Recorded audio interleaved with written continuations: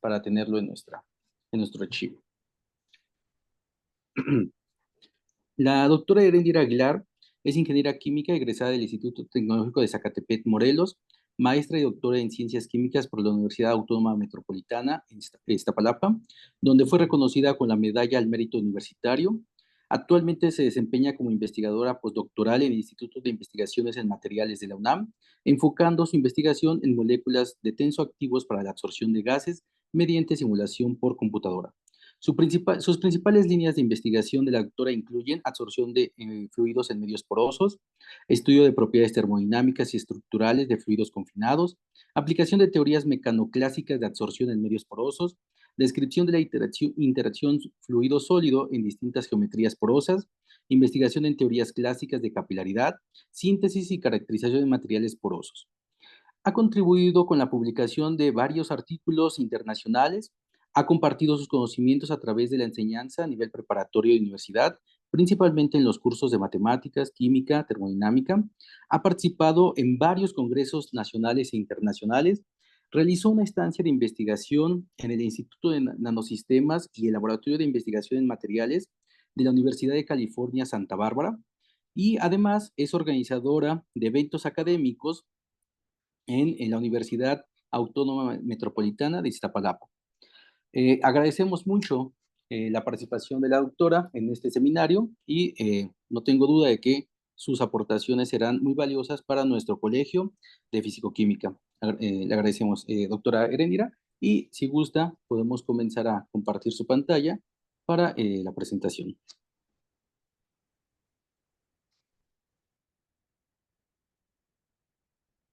Listo. ¿Se ve mi pantalla? Sí. Sí, ok. Bueno, pues muy buenas tardes a todos. Antes que nada, muchas gracias por la presentación y por la invitación.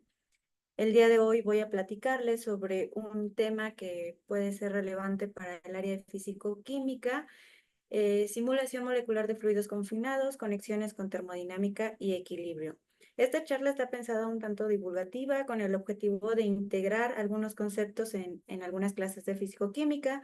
Vamos a estar platicando qué son los fluidos confinados, cuáles son las contribuciones en termodinámica de estos fluidos confinados, qué contribuciones energéticas se consideran para este caso y la simulación molecular, una simulación Monte Carlo. Bien, ¿en qué asignaturas podemos encontrar o relacionar este tema? Asignaturas como termodinámica, equilibrio y cinética, cinética química y catálisis, físico-química de interfaces. Bien, para comenzar, ¿dónde ocurre este fenómeno y por qué es importante estudiar a los fluidos confinados? Bien, los fluidos confinados son aquellos que se encuentran en espacios muy pequeños que llamaremos poros, y estos presentan propiedades diferentes a los que tendría un fluido a granel. Esto es relevante en campos como la nanotecnología y ciencias de materiales, en donde comprender cómo se comportan estos fluidos en confinamiento podrían inferir en el diseño de nuevos materiales. Por ejemplo, aquí en esta diapositiva les muestro unas micrografías de algunos materiales cerámicos. Podemos observar ciertos espacios huecos. Estos espacios huecos son los poros, en donde va a suceder este fenómeno del cual vamos a estar hablando. Entonces, para poder estudiar, lo que hacemos es un tanto idealizar la forma geométrica que tiene este espacio hueco. Podemos encontrar materiales porosos de distintas formas, algunos ordenados y otros desordenados, pero lo que hacemos es simplificar un poco la geometría y decir que existen los poros entre placas, los poros cilíndricos o los poros esféricos, y de esta manera podemos estudiar y podemos describir cómo es el comportamiento del fluido dentro de estos espacios.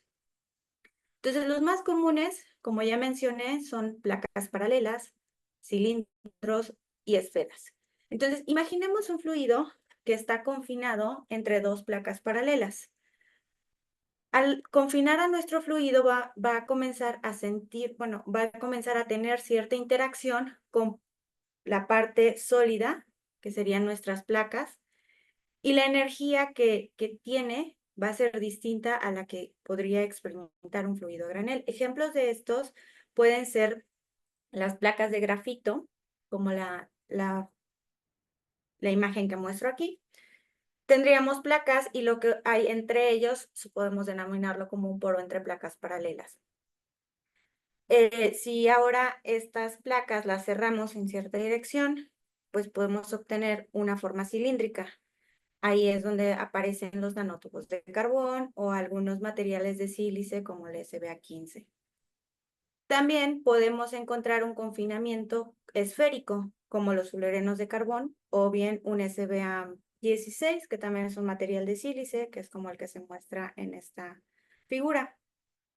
Entonces, nuestro fluido va a sentir y va a percibir cierta interacción por parte del sólido, que va a ser la geometría de confinamiento. Si nosotros acercamos o alejamos estas placas, considerando el primer caso, que es el de placas paralelas, pues va a tener cierta contribución energética, mayor o menor, dependiendo de la distancia a la que localicemos nuestras placas. Hablando de termodinámica, ¿qué pasa con un fluido entre dos placas paralelas? Primero tenemos la energía interna para un fluido de un solo componente, ecuación número 1, y tenemos aquí esta ecuación. Para pasarla al fluido entre dos placas paralelas, observamos que hay un cambio en este PdV, que sería el trabajo total que tendríamos por parte de la contribución de tener las dos placas. Nuestro trabajo total tendría dos partes: la presión por el diferencial del área y la parte de la interfase por el cambio de área. Aquí aparece un término 2 porque tenemos dos placas paralelas. También podemos escribir la energía libre de Gibbs y su respectiva diferencial. Para el caso de un equilibrio líquido-vapor, tendríamos la energía libre de Gibbs para la fase vapor y la fase líquida. Sabemos que en el equilibrio estas dos serían iguales. Por lo tanto, de esa manera, teniendo las energías libres para la fase vapor y líquida del fluido confinado, podemos llegar a la ecuación número 9. Posteriormente podríamos encontrar, para describir nuestra transición de fase, la ecuación de Claus-Clapeyron. La ecuación de Claus-Clapeyron para un fluido a granel es la ecuación número 8, donde podemos describir cómo son los cambios de presión respecto a la temperatura con cambios de entropía y cambios de volumen. Haciendo lo mismo para la ecuación número 9, podemos encontrar nuestra ecuación de Claus-Clapeyron para el fluido entre dos placas paralelas. El cambio de la presión respecto a la temperatura a área constante sería el cambio de entropía con el cambio del volumen. Aquí el volumen es H por el diferencial del área. H va a ser constante, que es la distancia entre las dos placas, y lo que estaría cambiando pues sería el área de las placas. También, a su vez, a partir de la ecuación número 9, pues podríamos encontrar dos parciales adicionales: el cambio de la presión respecto al cambio de área a temperatura constante, que sería el negativo del cambio de la interfase respecto al volumen, y también el cambio del área respecto a la temperatura a presión constante, que sería el cambio de la entropía con el cambio de la interfase. Ahora, platicando un poco sobre las contribuciones energéticas que tendría nuestro sistema, serían dos contribuciones muy importantes: la parte del fluido-fluido y la parte del fluido-pared. La suma de estas dos sería la contribución energética total. Entonces tenemos entre ellas mismas, entre fluido-fluido, que sería un Lennard-Jones, donde es 4 veces el pozo de nuestro potencial, y tendríamos la distancia entre fluido-fluido y la posición en R. Aquí vamos a cortar hasta cierto valor de R, que sería un radio crítico, que generalmente son 2.5 el diámetro de la molécula, o máximo 3. A partir de eso, la contribución fluido-fluido sería 0. Y cómo se hace la parte de la contribución fluido-pared. También proviene de un potencial tipo Lennard-Jones, donde ahora no serían entre dos iguales, sino entre el fluido y la pared. Entonces, entre las moléculas de fluido y las que componen a nuestra placa. De esa manera, pues también tendríamos este potencial, un 12,6, donde ahora nuestra distancia sería de acuerdo a esta ecuación, sería un ρI, que sería la distancia entre un átomo del fluido al sólido. Esta distancia se calcula con cualquier distancia, x cuadrada más y cuadrada más z cuadrada, donde a z se le suma un componente que sería z minúscula, que es en realidad sería la posición a la que está el átomo de gas o de fluido. Entonces, nuestra contribución energética tendría que ser la suma de todas estas de aquí, o sea, la suma de este con este, para acá. Y bueno, esta ecuación número 16 podría llegar a costarnos mucho tiempo y hacerlo sería un poquito complicado. Entonces, lo que hacemos es cambiar la suma por una integral de todo el sólido, y de esa manera podríamos calcular la interacción o la contribución fluido-pared, haciendo la integral de todo el sólido por el diferencial del volumen. En este caso, como estamos en placa, sería de x, de y y de z, sustituyendo respectivamente nuestro potencial de Lennard-Jones, ecuación 15, y la distancia entre esta molécula de fluido y el sólido, podemos llegar a la ecuación número 18. Donde nosotros vamos a integrar entonces al sólido. Si hacemos esta integral que está aquí desde 0 hasta infinito en x, y y z, nosotros obtendríamos lo que conocemos como un potencial de interacción 9,3, que son descritos en este artículo de Stille. Si no hacemos esta triple integral, sino que solo consideramos x, y a z la dejamos como si fuera una densidad del sólido, obtendríamos un potencial 10,4. Y cuando nosotros consideramos que nuestro sólido, intentando hacer que esto sea un poco más realista, que nuestro sólido tenga una densidad distinta en la primera capa respecto a lo que tendríamos después de esta primera capa, que podríamos considerar una densidad uniforme, entonces obtendríamos un potencial 10,43, que a continuación describiré con mejor detalle. Entonces, el potencial 10,3, después de hacer estas integraciones, parte repulsiva reduce al 9 y la parte atractiva reduce a la 3. Después de hacer las integraciones, Z sería la posición en la que se encuentra el átomo de fluido respecto al sólido. Acá tendríamos nuestro pozo de potencial, epsilon. ρW se refiere a la densidad del sólido. Sigma FW, pues es la distancia entre la fluido y sólido, que se puede hacer por una regla de combinaciones ahí de Lorentz-Berthelon. Y para el 10,4, entonces, aquí encierra una partecita que es un delta. Este delta es la distancia entre las placas. Para poder considerar que no se está integrando en Z, entonces se hace esta consideración, y de esa manera pues obtenemos que quedaría elevado a la 10 y a la 4 después de hacer la respectiva integración. Y bueno, el 10,43, acá les muestro quién es delta. Delta es la distancia interplanar. Imaginemos que estamos hablando de un grafito y tenemos placas. Entonces la distancia entre estas placas sería una distancia interplanar, que es delta, y para poder obtener este potencial 10,43, lo que se hace es, tenemos nuestra consideración, nuestro integral de 10,4, haciendo la doble integral, y lo que hacemos es agregar una contribución de tener una densidad distinta, una densidad superficial uniforme, diferente a la densidad volumétrica uniforme, que sería al fondo del sólido.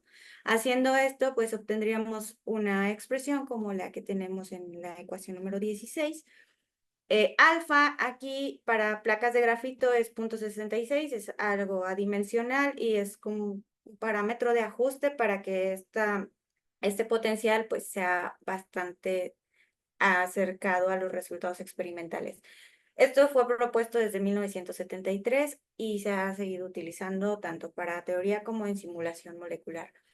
Si quisiéramos poner más información del sólido, pues habría que ver la cristalinidad de nuestro sólido y pues se tendrían que ir sumando ahí contribuciones a este potencial, pero así como está en la expresión número 19, es ampliamente utilizado y tiene una buena precisión.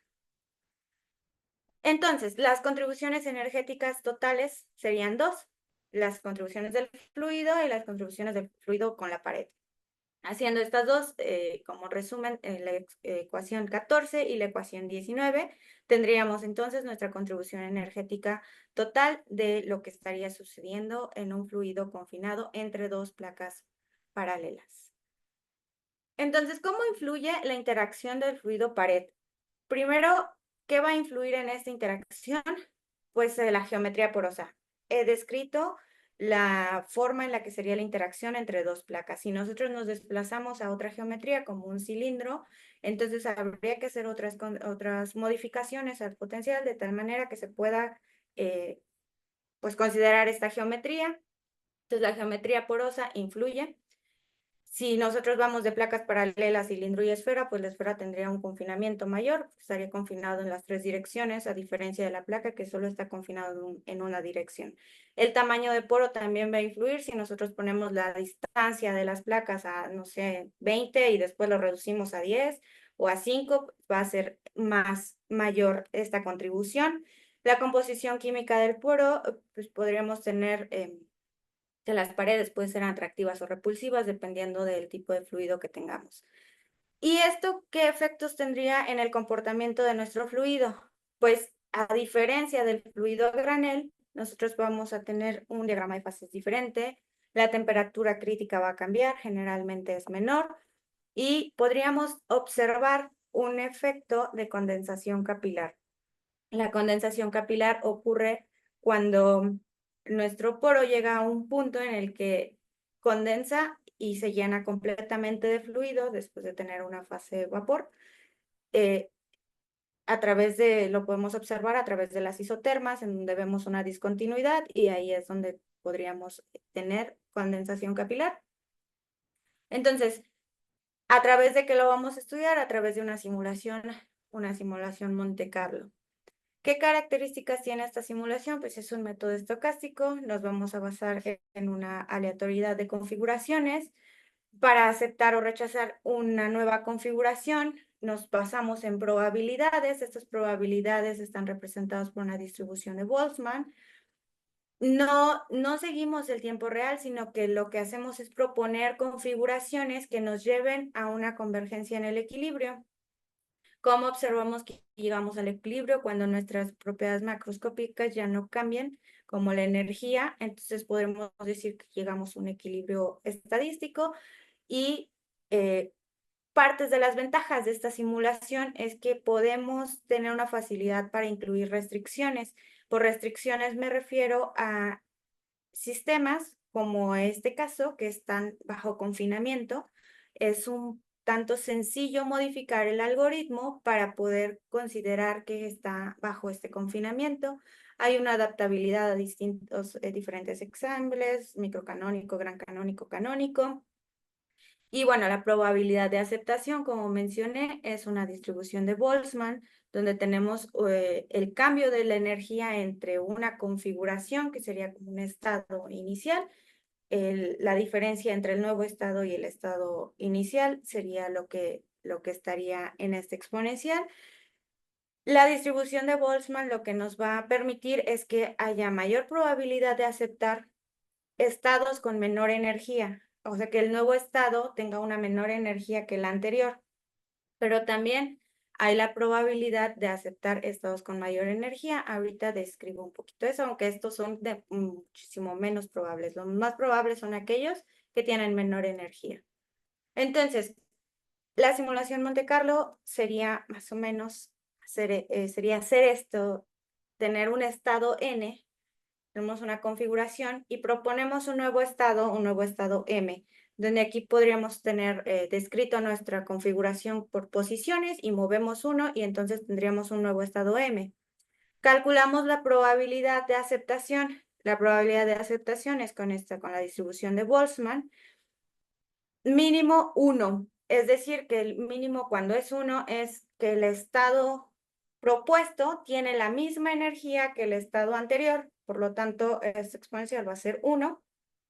Si esto ocurre, el nuevo estado se acepta y el estado propuesto sería el estado inicial. Si la energía del nuevo estado es menor, entonces también se acepta inmediatamente, porque tener el mínimo sería 1, se acepta y ese es nuestro nuevo estado y se propone otro. En caso de que la energía del nuevo estado sea mayor, lo que hace el algoritmo es proponer un número aleatorio que va entre 0 y 1. Si ahora este valor de la exponencial de el menos energía entre KBT es menor que A, perdón, mayor que A, entonces se acepta el nuevo estado. En caso de que no, se rechaza el estado y nos quedaríamos en el estado N, propuesto inicialmente, y hacemos nuevamente un estado M. Entonces, la probabilidad de aceptar un estado con mayor energía es muchísimo menor que aceptar uno con estado con energías menores. Esto lo hacemos, pues, iterativo. Ahí tendremos un número de pasos hasta llegar a converger en el equilibrio, y de esa manera podríamos calcular propiedades. Este delta HMN, que sería el hamiltoniano va a depender de nuestro sistema o modelo que estemos estudiando. En este caso es uno bajo confinamiento. Aquí pongo una ecuación 23, donde es un ejemplo de un hamiltoniano que podríamos utilizar para un ensamble NPT. Tenemos un delta UMN, en donde tendríamos incluida la contribución energética del fluido fluido y fluido sólido.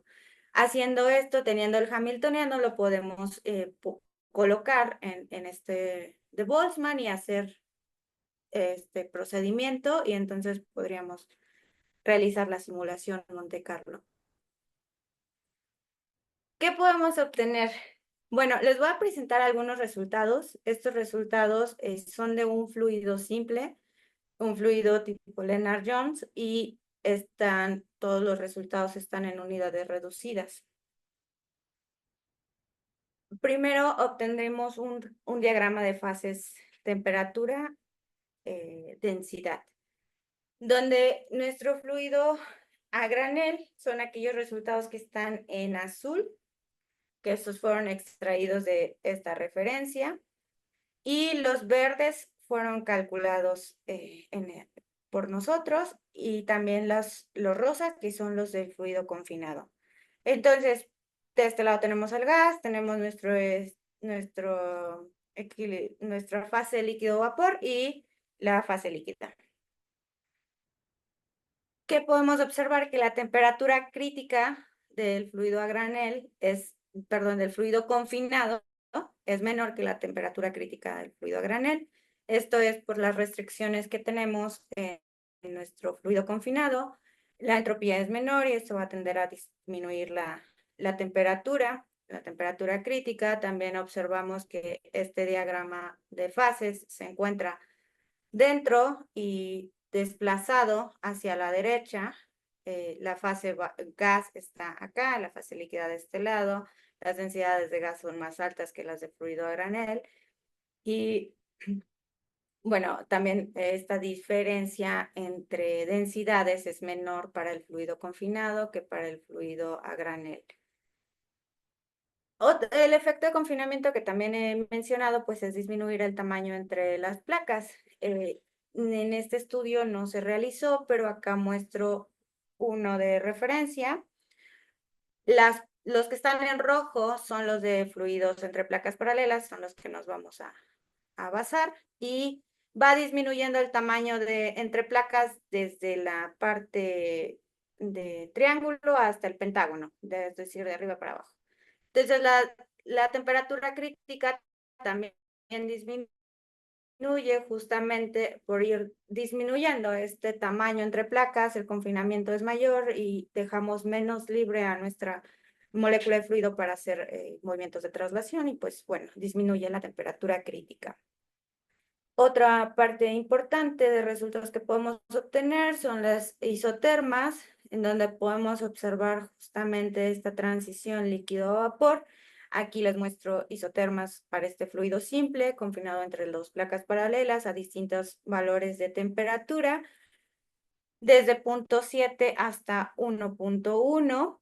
Podemos observar que las isotermas se recorren hacia la derecha, es decir, que la presión aumenta, la presión para realizar la transición líquido-vapor aumenta conforme aumentamos la temperatura. También vemos menos pronunciado este salto en temperaturas altas que en temperaturas bajas. Estoy regresándonos a este diagrama, es que vamos recorriéndonos desde temperaturas bajas hasta aproximarnos a la temperatura crítica, donde pues este salto ya no se tendría que ser igual, las densidades, entonces justamente por eso comienza a disminuir esta diferencia. También podemos observar los snapshots de antes del salto.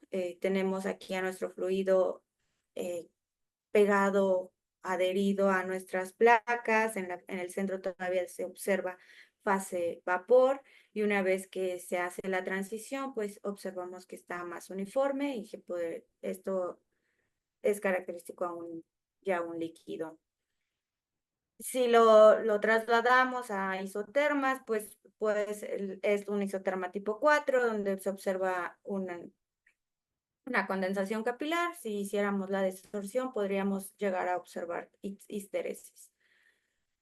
Otra parte importante, pues, es el cálculo del calor latente. El calor latente es la diferencia de la entropía por la temperatura, también es la diferencia de la entalpía de la fase vapor menos la fase líquida. Y, pues, desde la ecuación de Claus-Clapeyron, pues, tendríamos aquí que es el calor latente entre la temperatura por el cambio de volumen.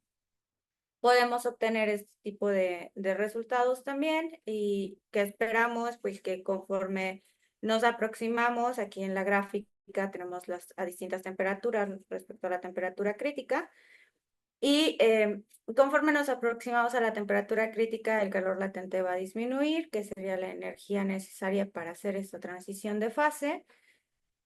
Entonces, eso se observa para el fluido a granel y también se espera lo mismo para el poro entre placas. También vemos que disminuye conforme nos aproximamos a la temperatura crítica. Es menor el calor latente en el fluido confinado que en el fluido a granel. Otra cosa que podemos estudiar a partir de esto, pues son perfiles de densidad, donde un perfil de densidad se obtiene a partir de tener nuestro sistema, hacer ciertas rebanadas con un delta Z y calcular el número de moléculas que hay en ese espacio. Entonces, haciendo eso, podemos obtener perfiles como los que muestro aquí en esta figura.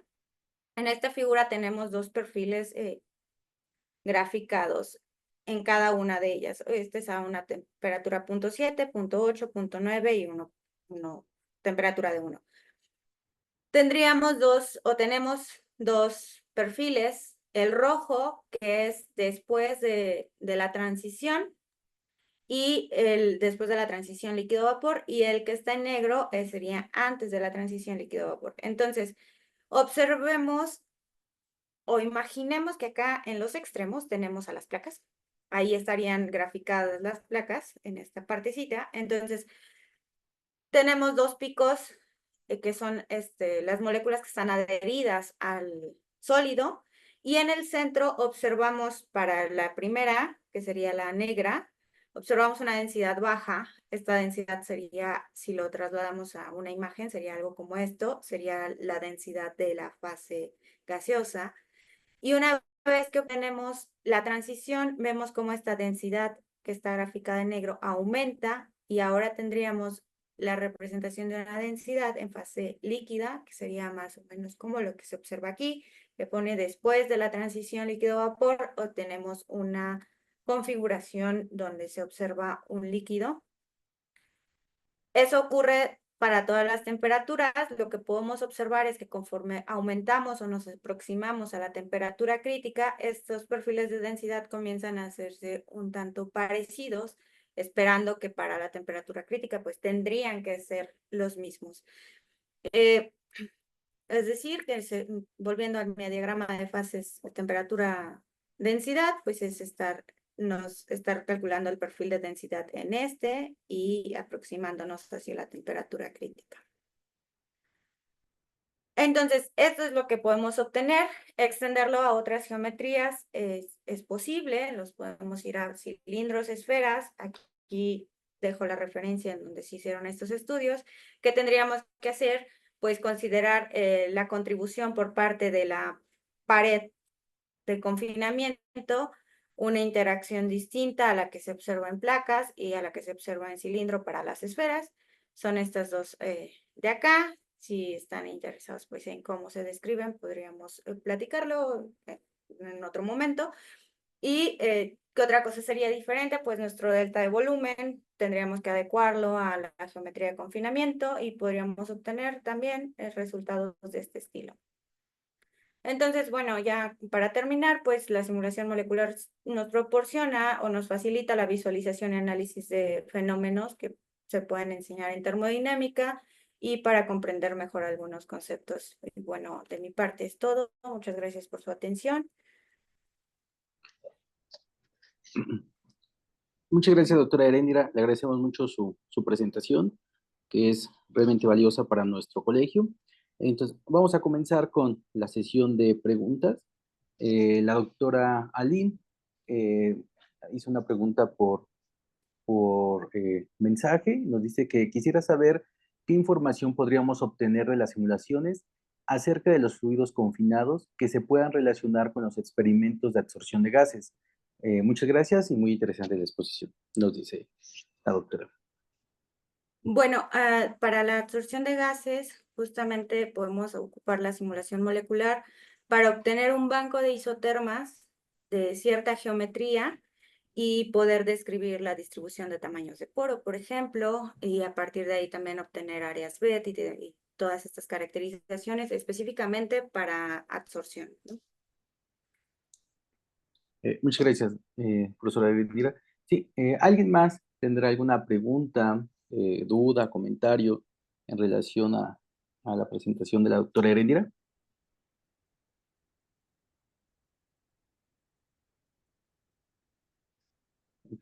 Bueno, a mí me gustaría preguntar sobre cuando hace la introducción acerca de la conexión, ¿no?, con la termodinámica.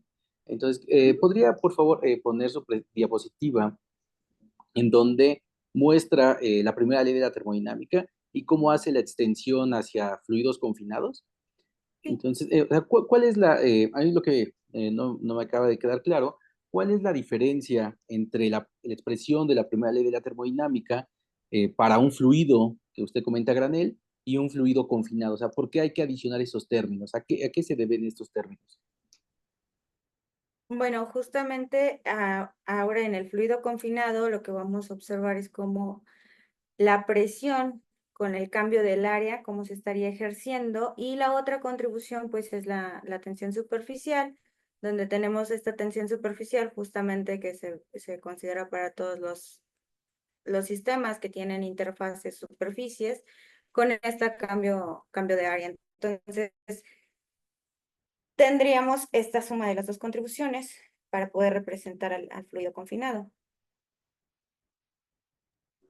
Muchas gracias. César Iván León Pimentel nos dice, nos pregunta, ¿qué estrategias se están empleando para obtener parámetros sigma, delta, etcétera, para simular paredes de algún material en específico? Y gracias por la presentación. ¿Qué estrategias están empleando para obtener estos parámetros?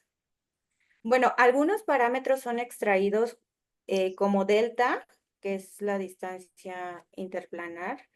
Generalmente este se obtiene de datos experimentales, pero los parámetros de Lennard-Jones pues tendrían que venir de algunos datos cuánticos para que sean un poco más precisos. O sea, nosotros ocupamos esos parámetros, pero no serían de algún dato cuántico. Ok. Ok, muchas gracias, profesora Endira. No sé, ¿alguien tiene alguna pregunta, duda, comentario? ¿No? Ok, bueno, si no hay preguntas, le agradecemos mucho a la doctora Erendira su participación y les agradecemos a todos su participación en este seminario. Muchas gracias y nos vemos en la próxima. Gracias. Gracias, Germán. Pues muchas gracias, Erendira. Gracias.